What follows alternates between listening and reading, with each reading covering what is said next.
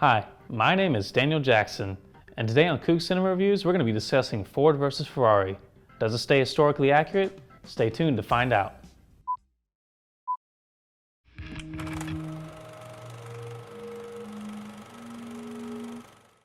In 1963, Ford sought out a buyout of Ferrari, but when the owner Enzo found out the purchase included Ferrari's racing team, he blew off the deal. Feeling insulted by the rejection, Henry Ford II enlisted the help of Carroll Shelby, played by Matt Damon, in order to beat Ferrari at the 24 Hours of Le Mans. With Ken Miles, who's played by Christian Bale, Ford vs. Ferrari is a story of how Shelby and Miles overcame the odds and created the Ford GT40 in order to face off against Ferrari at the 1966 24 Hours of Le Mans. To start off with the pros of this movie, I feel like the acting is a big strong point. Christian Bale and Matt Damon did a great job playing their respective characters. Matt Damon did a good job as a rough Southern automobile maker, and Christian Bale did a great job as a hothead driver who raced the Ford GT40. They weren't the only good actors though. Jon Bernthal did a great job playing a supportive character, one of the Ford executives. I forgot his name honestly, but he does a great job for the limited time he's in the movie. And Josh Lucas did a great job playing. There wasn't really a villain in the film, it was more of like an antagonistic force, how the executives meddled with Ken Miles and Shelby's affairs. But Josh Lucas did a good job playing the head executive that just hated Ken Miles from the get-go. The racing sequences in this movie were fantastic. I would recommend seeing this in an IMAX or like a theater with an improved sound system, because personally, I haven't felt like that gripped with a racing movie in so long.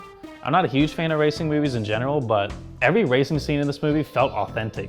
The sounds of the tires, the brakes, everything. The engines, the cars looked great and they sounded great. That's what really matters in a racing movie. While the movie did have a serious tone trying to deal with the conflict of Ford trying to beat Ferrari, there were a lot of comedic elements in this movie. Me and the audience and the showing I went to, they were laughing like most of the movie. There are some moments later on, I'll talk about it in my cons, where I feel like they were meant to be funny moments, but like in the time of the movie, I felt like they weren't necessary.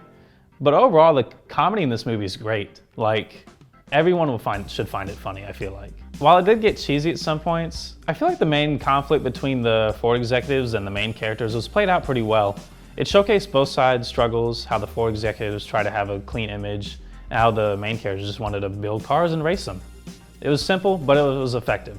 Now for the cons of this movie, I feel like the passage of time wasn't conveyed well at all, because the main race takes place at the end in 1966, but there's no like set pop-ups for the location or the time frame of where the actions are taking place. Because some movies it feels like they overdo them, but this one, they just don't do it at all. So unless you know the story, it's kind of hard to follow what time period they're in.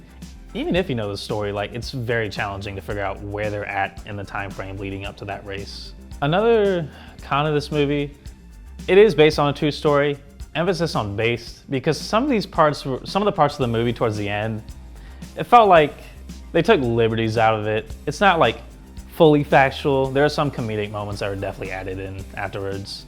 And that's not like a bad con of this movie, but like, it could bug some people, so I'm just gonna address it anyways. And while it is a good movie, it definitely feels a little formulaic. Like, there's nothing out of the ordinary that separates it from the pack of like other racing movies, I guess. Besides Christian Bale and Matt Damon, they're the main draw of this, honestly. And I feel like that's the only thing that really separates it from any other movie.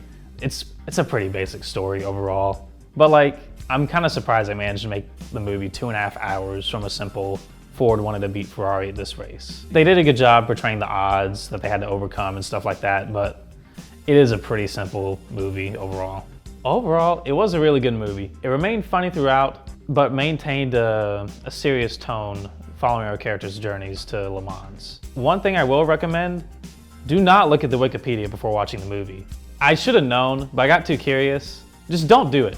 You should know better than me. Even if you've seen it though, you'll still enjoy the movie. The racing scenes are still, the sound in them is amazing. That's all I'm gonna say. Did it remain historically accurate?